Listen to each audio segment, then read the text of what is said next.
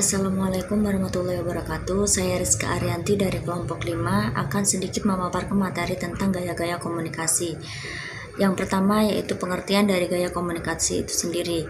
Gaya komunikasi merupakan seperangkat perilaku antar pribadi yang terspesialisasi yang digunakan dalam situasi tertentu.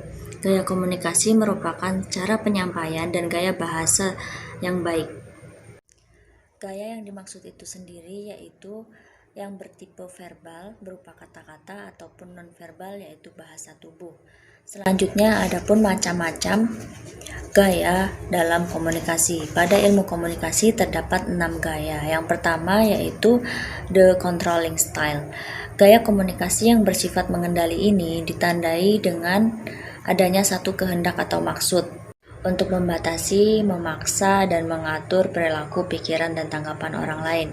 Orang yang menggunakan tipe ini cenderung tidak memiliki rasa ketertarikan atau perhatian kepada umpan balik, kecuali jika umpan balik tersebut dapat memberikan manfaat kepada kepentingan pribadi mereka. Yang kedua yaitu the equalitarian style. The equalitarian style of communication ini yaitu ditandai dengan berlakunya arus-arus penyebaran pesan-pesan verbal secara lisan maupun tulisan yang bersifat dua arah atau two-way traffic of communication. Dalam gaya komunikasi ini, tidak komunikasi dilakukan secara terbuka. Artinya, setiap anggota kelompok dapat mengungkapkan gagasan atau pendapatnya masing-masing dalam situasi tertentu. Gaya komunikasi ini dapat memudahkan tindak komunikasi dalam kelompok, sebab gaya ini efektif dalam memelihara empati kerjasama, khususnya dalam situasi untuk mengambil keputusan terhadap suatu permasalahan yang kompleks. Selanjutnya akan disampaikan oleh Saudari Salina. The structuring merupakan gaya komunikasi yang terstruktur ini memanfaatkan pesan-pesan verbal secara tertulis maupun lisan guna memantapkan perintah yang harus dilaksanakan, penjadwalan tugas dan pekerjaan serta struktur dalam suatu kelompok. Pengirim pesan lebih memberi perhatian kepada keinginan untuk mempengaruhi orang lain dengan jalan berbagai informasi tentang tujuan kelompok, jadwal kerja, aturan, dan prosedur yang berlaku dalam kelompok tersebut. Kemudian, the dynamic style. Gaya komunikasi yang dinamis ini memiliki kecenderungan agresif karena pengirim pesan atau sender memahami bahwa lingkungan pekerjaannya berorientasi pada tindakan. The dynamic style of communication ini sering dipakai oleh para juru kampanye ataupun supervisor yang membawahi para wiranegara. Tujuan utama gaya komunikasi yang agresif ini adalah menstimulasi atau merangsang pekerjaan atau karyawan untuk bekerja dengan lebih cepat, efektif, digunakan dalam mengatasi persoalan-persoalan yang bersifat kritis, namun dengan persyaratan bahwa karyawan atau bawahan mempunyai kemampuan yang cukup untuk mengatasi masalah yang kritis tersebut. The relinquishing style. Gaya komunikasi ini lebih mencerminkan kesediaan untuk menerima saran, pendapat, ataupun gagasan orang lain daripada keinginan untuk memberi perintah, meskipun pengiriman pesan mempunyai hak untuk memberi perintah dan mengontrol orang lain. Pesan-pesan dalam gaya komunikasi ini akan efektif ketika pengiriman pesan ataupun sender senang bekerja sama dengan orang-orang yang berpengetahuan luas, berpengalaman, teliti, serta bersedia untuk bertanggung jawab atas semua tugas atau pekerjaan yang dibebankannya.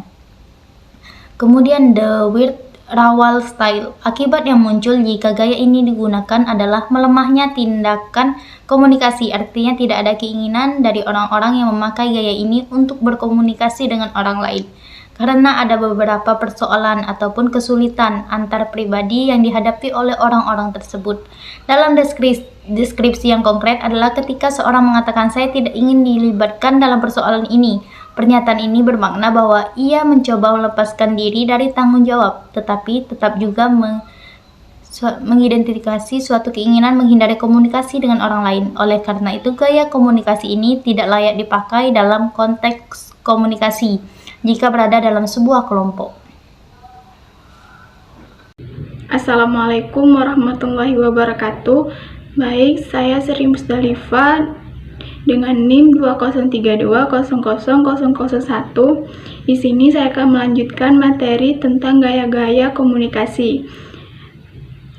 yaitu faktor yang mempengaruhi komunikasi. Nah, ada 7 faktor yang mempengaruhi komunikasi itu. Yang pertama, faktor fisik. Jika seseorang berkomunikasi dalam kondisi fisik yang kurang baik, bisa dikatakan dalam keadaan sakit, maka gaya komunikasinya pun akan berbeda dengan orang yang dalam keadaan sehat. Kedua, yaitu faktor peran. Persepsi akan peran kita sendiri dengan peran komunikator lainnya mempengaruhi bagaimana kita berinteraksi. Contohnya, ketika camat akan lain sikapnya ketika berkomunikasi dengan bupati, dan bupati ketika berkomunikasi dengan gubernur tidak akan sesantai tatkala menghadapi camat. Faktor yang ketiga yaitu faktor konteks historis. Sejarah mempengaruhi setiap interaksi. Sejarah berbangsa-bangsa, tradisi spiritual, perusahaan, dan masyarakat dengan mudah dapat mempengaruhi bagaimana kita memandang satu sama lain. Dengan demikian dapat mempengaruhi komunikasi. Faktor selanjutnya yaitu faktor kronologi. Bagaimana interaksi itu cocok menjadi serangkaian peristiwa yang mempengaruhi pilihan gaya komunikasi seseorang. Hal tersebut akan membuat perbedaan jika itu adalah pertama kalinya seseorang berinteraksi tentang sesuatu, atau ke-10 kalinya jika berinteraksi masa lalu seseorang telah berhasil.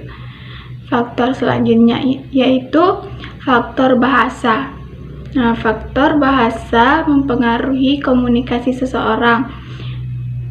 Gaya komunikasi seseorang dalam bahasa Inggris berarti bahwa orang yang terbiasa berbahasa Jepang tidak sepenuhnya memahami kemampuan dia, dan kemampuan ini akan mempengaruhi batasan kepada seseorang untuk sepenuhnya berpartisipasi untuk mempengaruhi arah pembicaraan.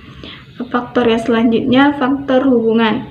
Seberapa baik kita tahu orang lain, yang seberapa banyak kita suka atau percaya dia, dan sebaliknya hal ini akan mempengaruhi bagaimana kita berkomunikasi. Selain itu, pola kita mengembangkan hubungan tertentu dari waktu ke waktu sering memberikan efek kumulatif pada interaksi selanjutnya antara mitra rasional.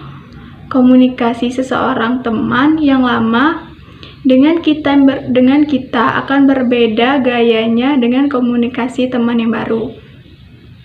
Faktor yang terakhir yaitu faktor kendala.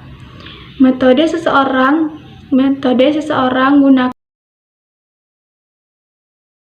orang membenci email atau panggilan telepon, dan waktu yang lain kita hanya tersedia untuk berinteraksi dengan metode jenis itu tadi. Nah,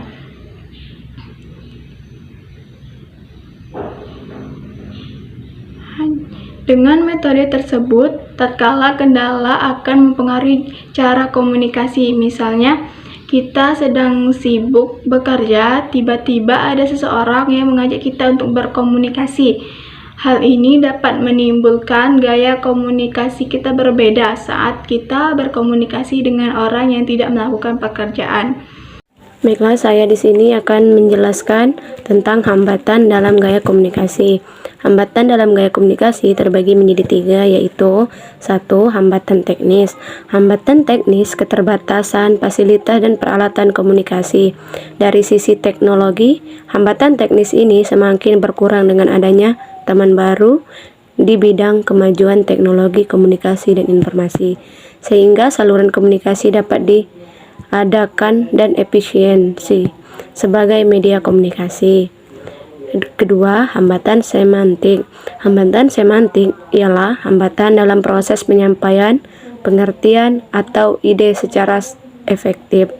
Definisi semantik sebagai studi atau pengertian yang diungkapkan lewat bahasa. Kata-kata membantu proses pertukaran timbal balik artinya dan pengertian komunikator dan komunikasi. Ketiga, hambatan manusiawi. Hambatan manusiawi atau hambatan yang berasal dari perbedaan individual manusia terjadi karena adanya faktor perbedaan umur, emosi, dan prasangka pribadi, persepsi, kecakapan, atau ketidakcakapan. Sekian, itulah materi dari kelompok kami. Assalamualaikum warahmatullahi wabarakatuh.